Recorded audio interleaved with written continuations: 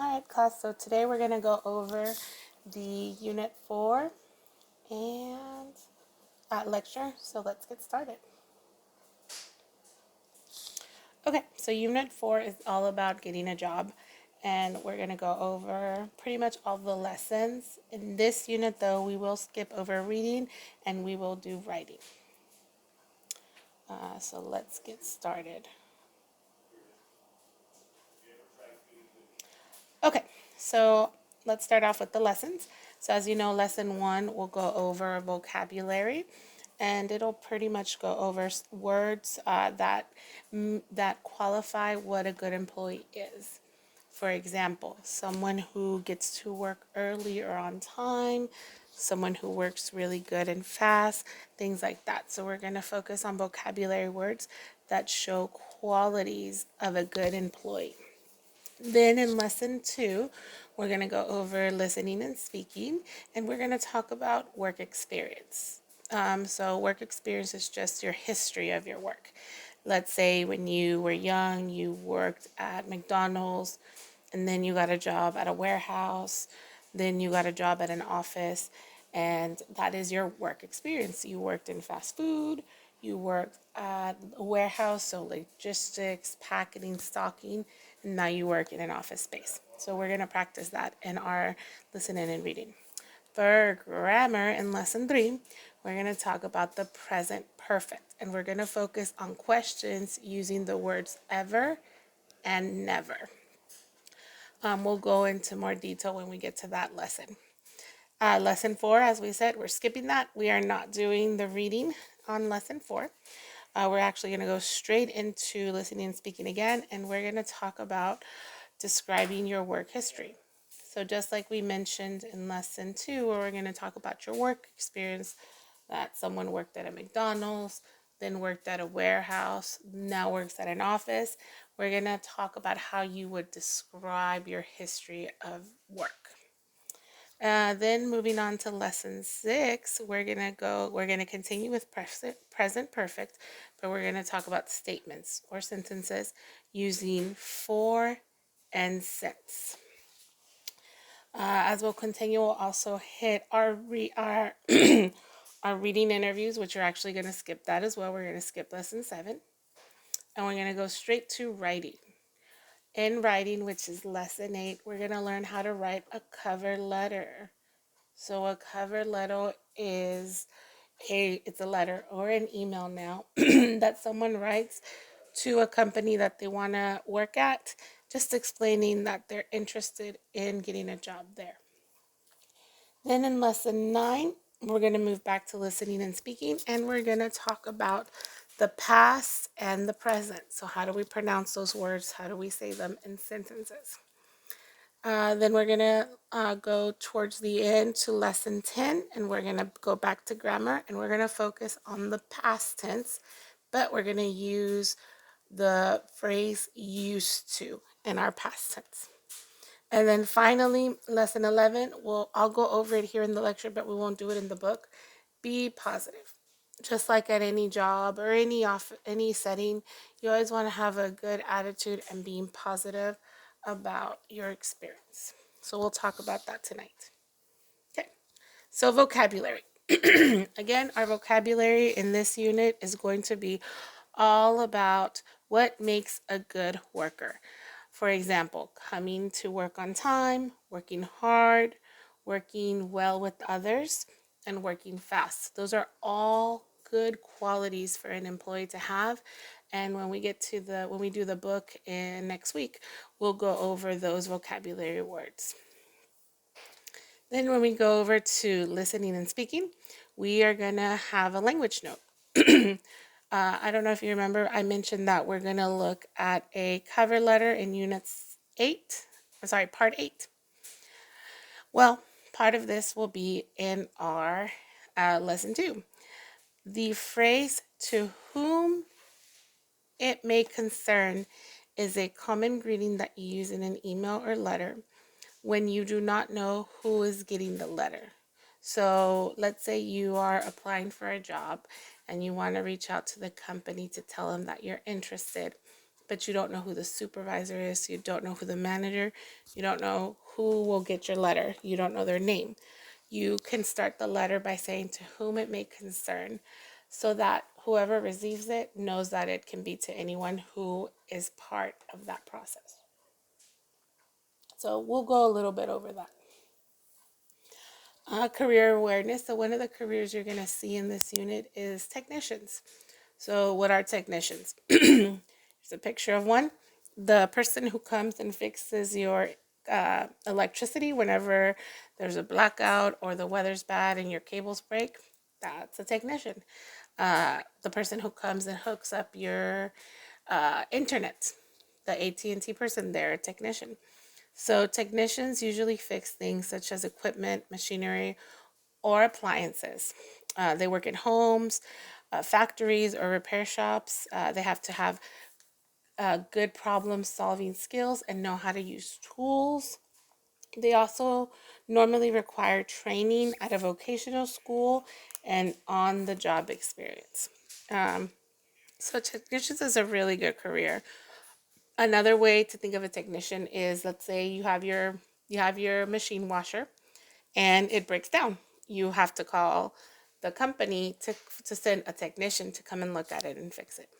So you're going to see that career throughout this whole unit.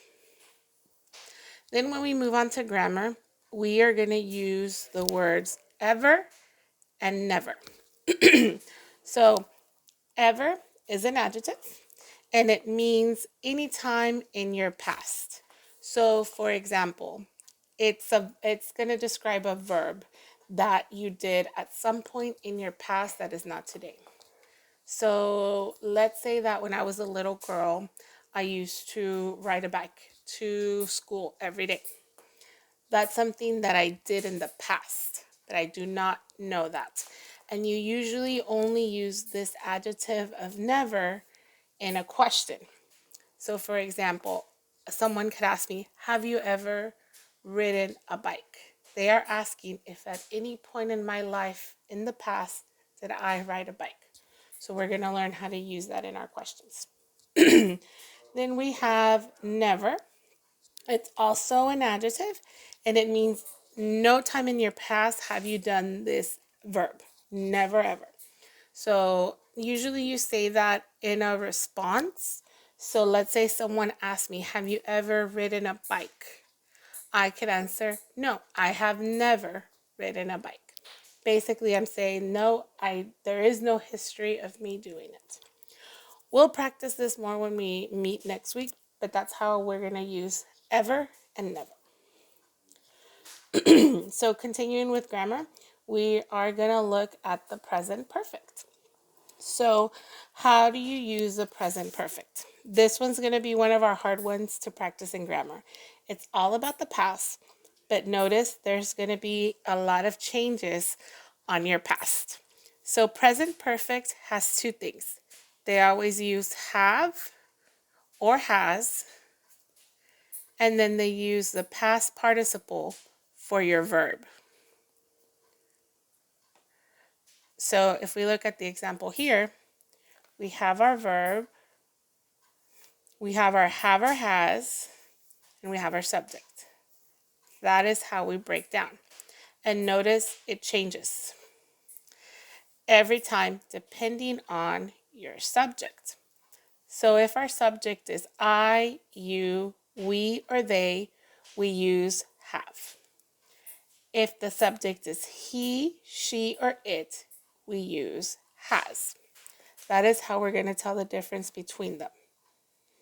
It all depends, this depends on what subject you are using.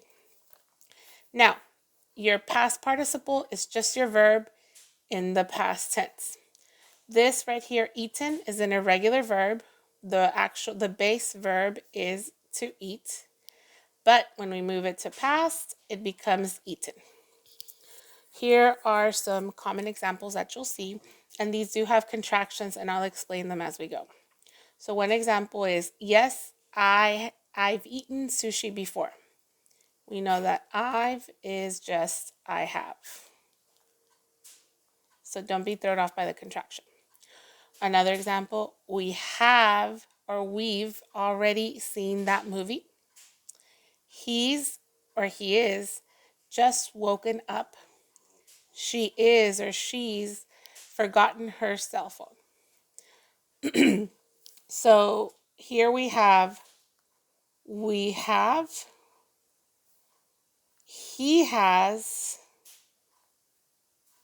she has. Because remember, everything have or has depends on your subject. And look at our verbs. Eaten, seen, woken, forgotten. All those are past tense verbs.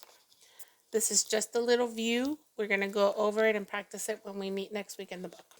But that's how we do the perfect, present perfect. So how do we apply present perfect in questions using ever? So remember, ever, you use it in a question only. You do not, you sometimes use it in a sentence, but not a lot. So using the present perfect and ever to ask a question. Here are some examples.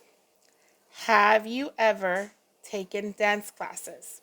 Remember our present perfect? Our present perfect was subject plus have or has plus our past tense verb. So that's how we do it in a sentence. If we do it in a question, our have or has moves to the front and goes before our subject.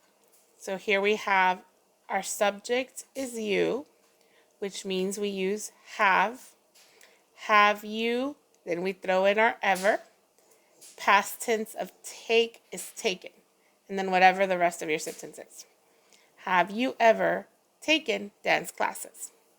If we answer, we say, yes, I have. And you can give an explanation, or you can just say, yes, I have. Now, let's say we have a different subject.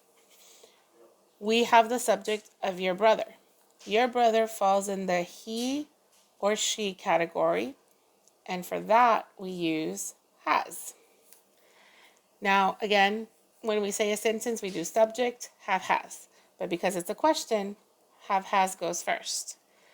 Has your brother ever been to India? Been is our past tense of be. It's one of the past tense. And then our answer, we can say, no, he hasn't, which just means it's a contraction of has not. No, he has not. Very important. You do not use ever in your answer. You only use ever in a question. If you want to use it before an answer, you can. You can say, yes, I've ever taken dance classes. It doesn't fit. We know that that's wrong. We take it out and we only use it in a question. Again, if it's too much right now, don't worry about it. We will practice it in the book. But that's how we use ever and the present perfect. Now, let's look at never and the present perfect. So, we use the present perfect plus never to talk about things we have not done any time in our life. So, here's some examples. I've never failed a test. I've always gotten 80 or more. Let's kind of get rid of this so we don't have a long sentence. We just say, I've never failed a test. And remember, I've is just I have. It's just a contraction of I have. I have never failed the test. We're following the same format.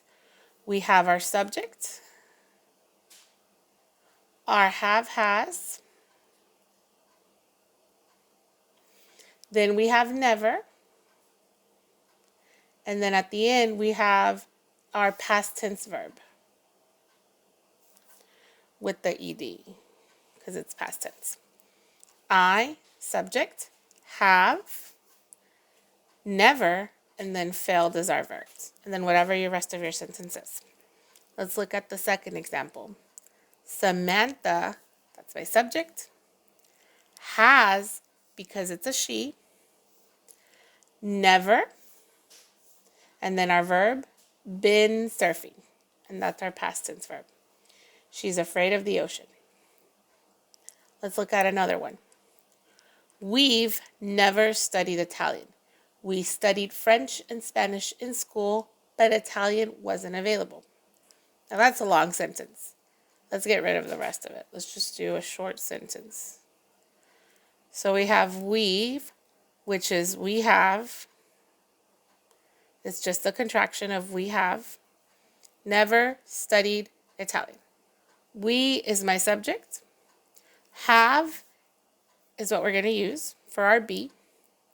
We stick our never right next to it. And then we have our verb past tense of study. That's how we organize our sentences. And then in the last example, they've never told a lie. I know we can trust them. Here, let's break it down again. They have is the contraction of they have is they've. Never told a lie.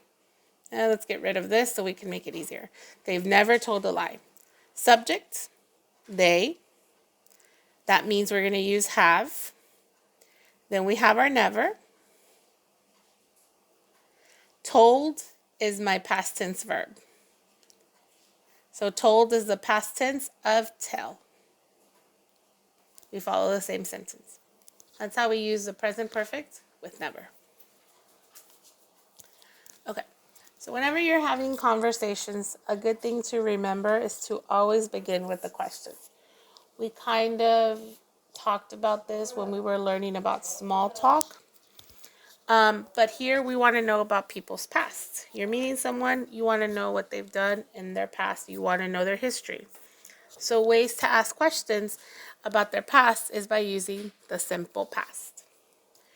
All of them have our have, and all of them have a past tense verb in the sentence. So number one, the example is, have you ever taken dance classes? Now it's a question, so remember, the have has goes first in questions. Then you do your subject. Then we add ever. And then at the end you have your past tense verb. So we have, and your have has always depends on your subject. These two are best friends. You cannot pick have has until you know your subject. So here we have our subject of you. That means we're going to have, ever, and then our past tense of take is taken. Have you ever taken dance classes? The answer is yes, I have. And then we stay in the past. I took 6 weeks of lessons before my wedding last year. Again, your answers can be short. We can just say, yes, I have, and get rid of the rest. You don't have to say all that if you don't want to. We can just say, yes, I have. Then the person might ask, wow, so did you dance well on the big day? Here, they decided to get rid of the have-has, which is okay. We went straight to our subject and our do. And remember, we're talking about the past. So our do is in the past of did. Then we have our subject. Dance, we just leave that in the present because it's an irregular verb, and I'll explain that when we meet next week. Well, on the big day. Next part of the conversation, no, I didn't. We stay in the past. I forgot, past tense verb, everything I've learned, past tense verb, in the class, and I stepped, past tense, on my wife's feet many times. Oh no, was, past tense of be, she angry? No, she said, past tense, she still loved, past tense me. All of these circles are your past tense verbs. So when it's simple past, we don't worry too much about the have, has. Usually we're going to use the past tense of do. and our past tense verb. So simple past is a lot easier than the present perfect. And we'll practice more when we get to the book. Okay, so past participle. You're going to use this a lot whenever we're talking about the present perfect.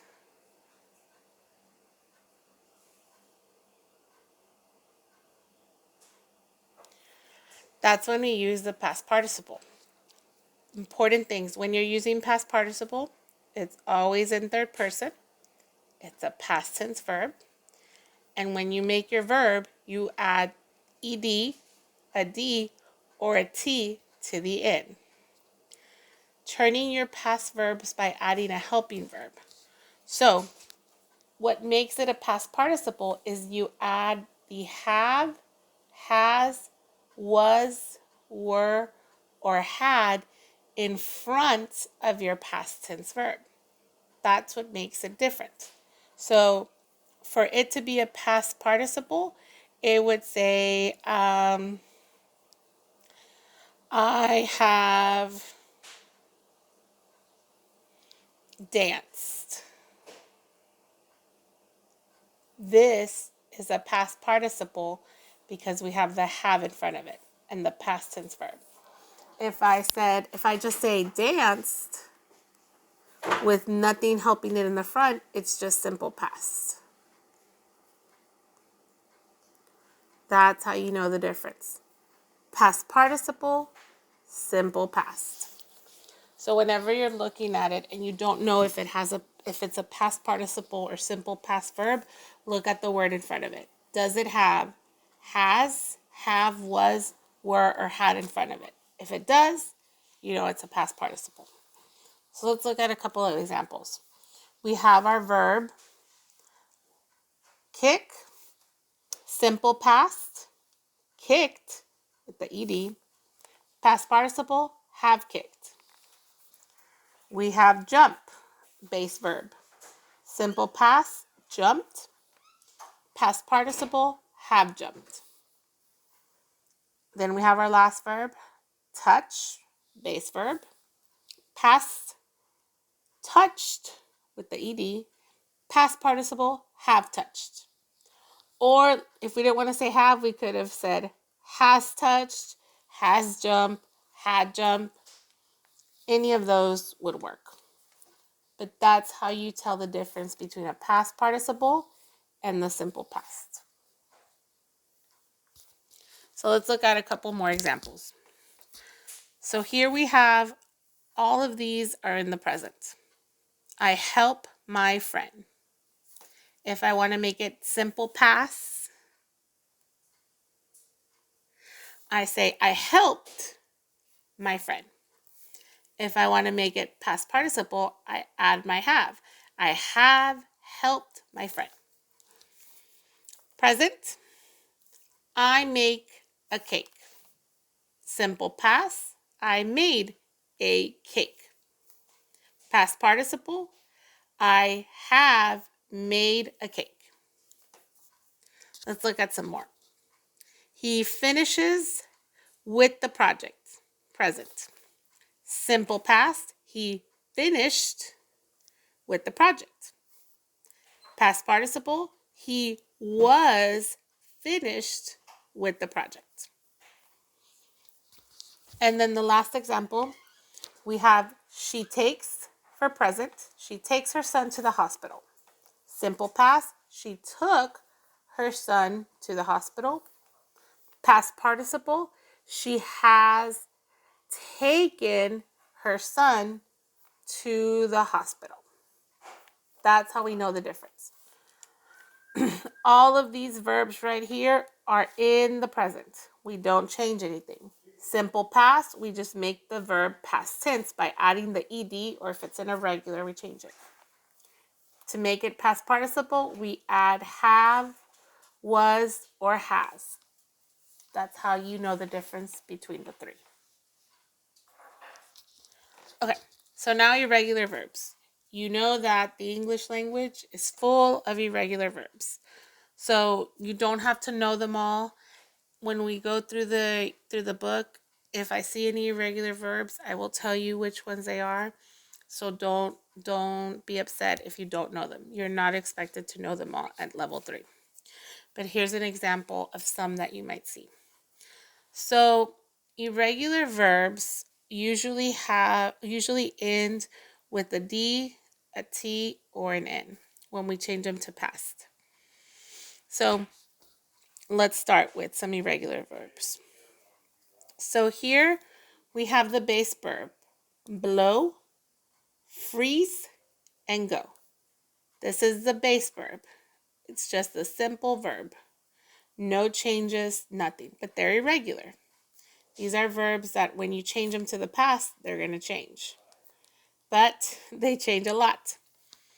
To make it past or simple past, we change blow to blew, freeze to froze, go to went. This is simple past. Now, if we make it a past participle, we add have or has. But because these are irregular, they're going to change again when you add the have or has. So the base verb of blow became blew for simple past.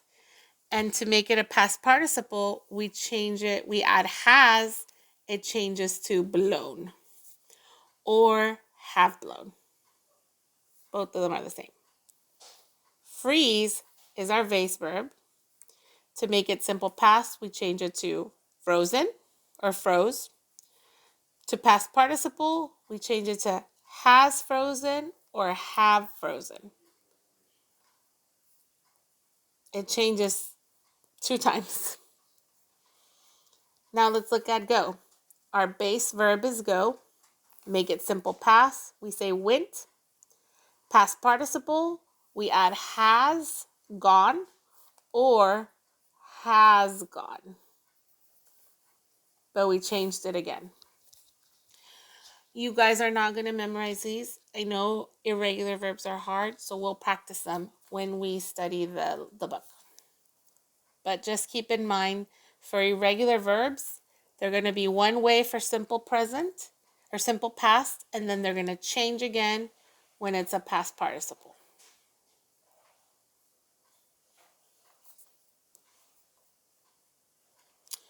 Okay, now in your book, you guys can see that in page 260 through 61, you'll see a list of irregular verbs, and they make it really simple. They give you your base verb, how it changes to simple past, and then how it changes again to past participle. And see, notice past participle, they all say have or had or has.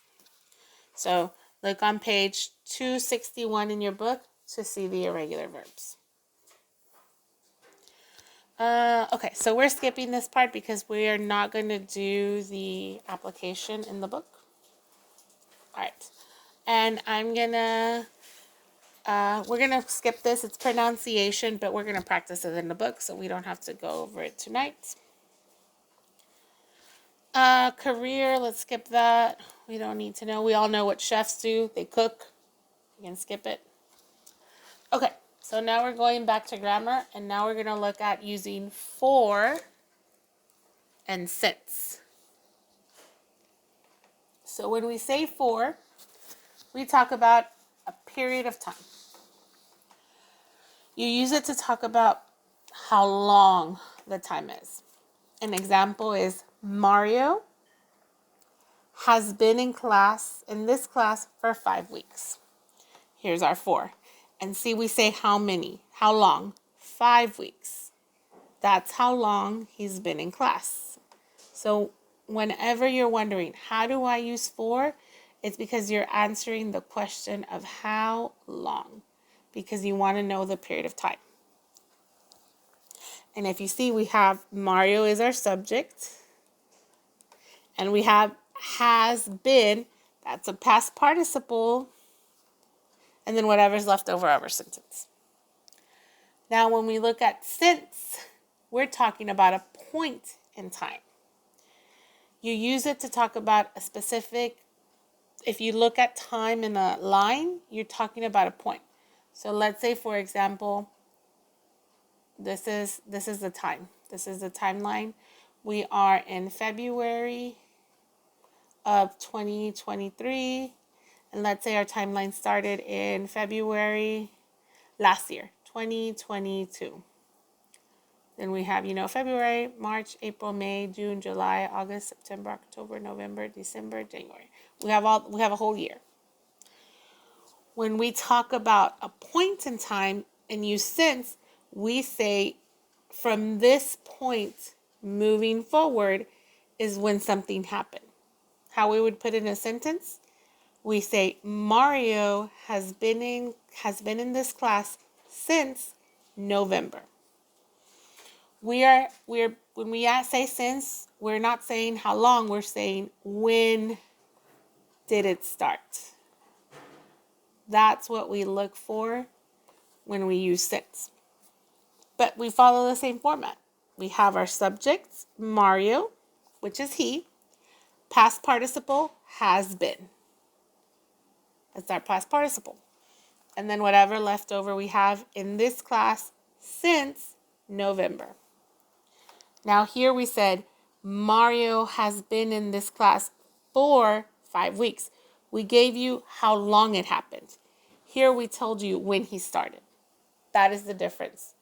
For is how long, since is when did you start. That's the easiest way to remember it. Let's look at how we set it up. We set up the sentence. So as always, we start off with our subject. We do our past participle, which means we have or has, our past tense verb. Then we have nouns or other words, whatever goes in between our sentence.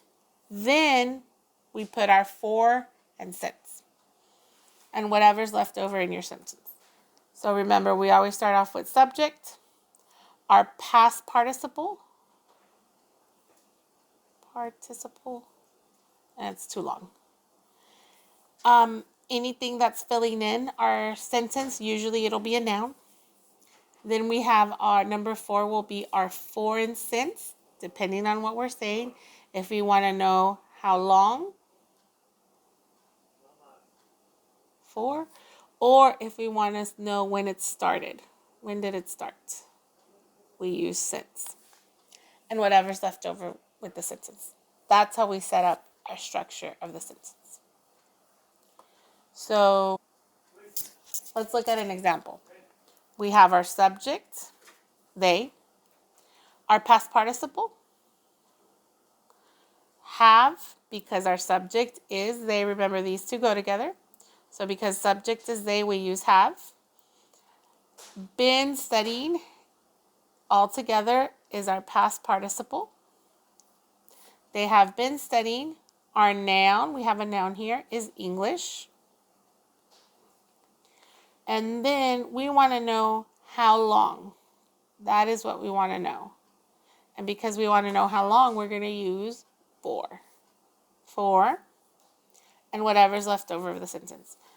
They have been studying English for the past 4 weeks. That's how we set it up.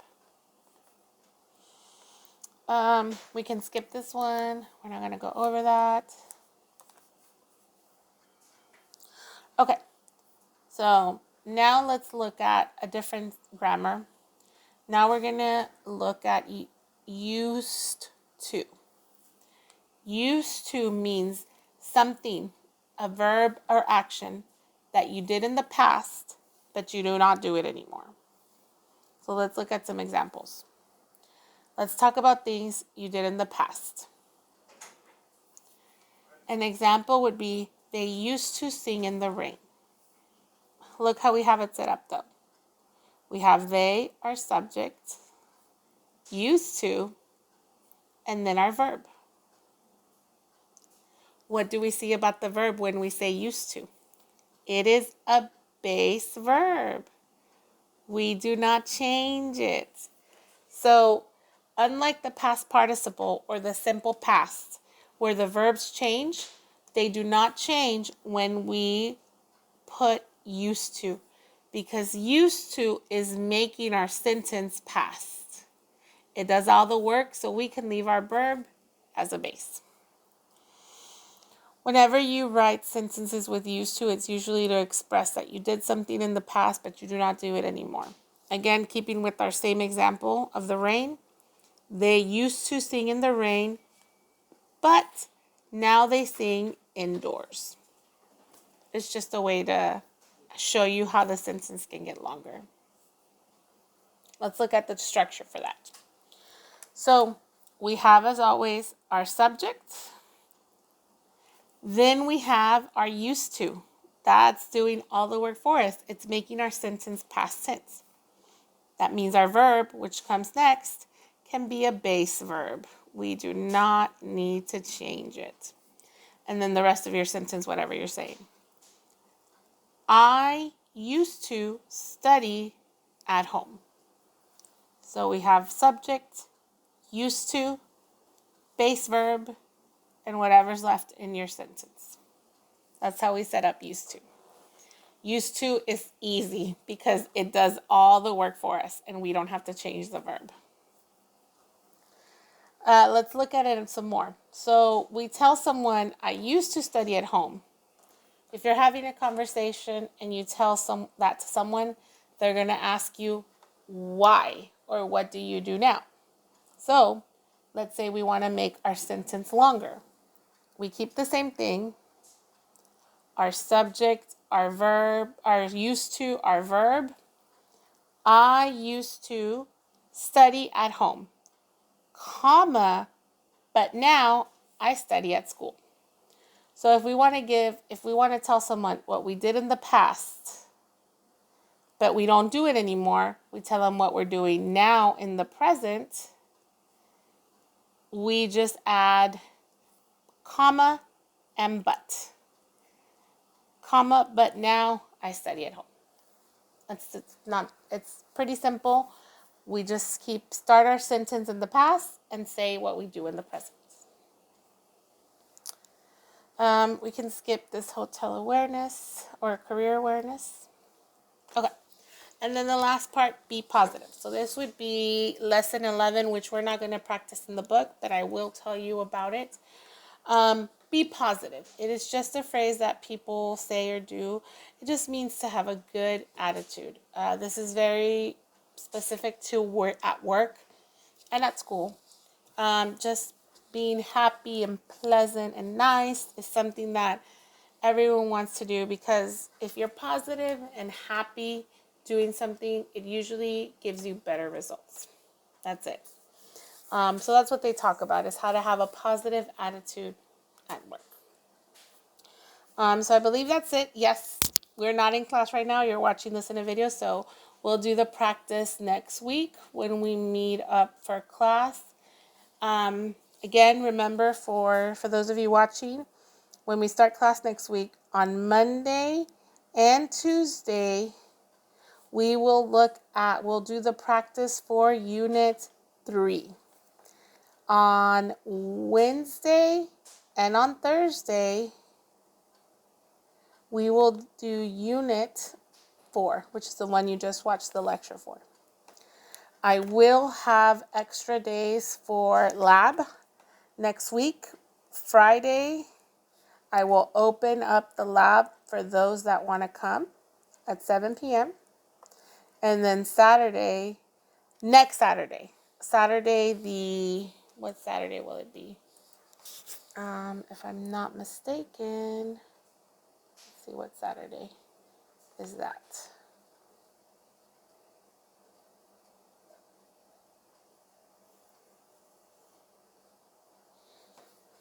Okay, so Saturday, here we go. So Saturday the 18th, that is when we will do a lab. I'll open a computer lab day for that. And I'll also do lab on the 17th for those that want to come and do extra lab. So we will have Monday through Thursday, will be Monday through Thursday will be lecture. Unit 3, Unit 4. And then we'll do lab on Friday and lab on Sunday. The Friday lab will be at 7 p.m. The Saturday lab will be at 10 in the morning. You do not have to come to lab on these 2 days if you do not want to. It is an option. I'm sorry, I'm on the wrong week, everyone. Not, here we go. This week. So on the 6th, the 7th, the 8th, the 9th, we're gonna study the units in the book. And then on the 10 and 11, we'll do labs. And I'll give you more details on Monday when we go to class. But that is it. I hope you guys enjoyed the presentation, and I will see you on Monday.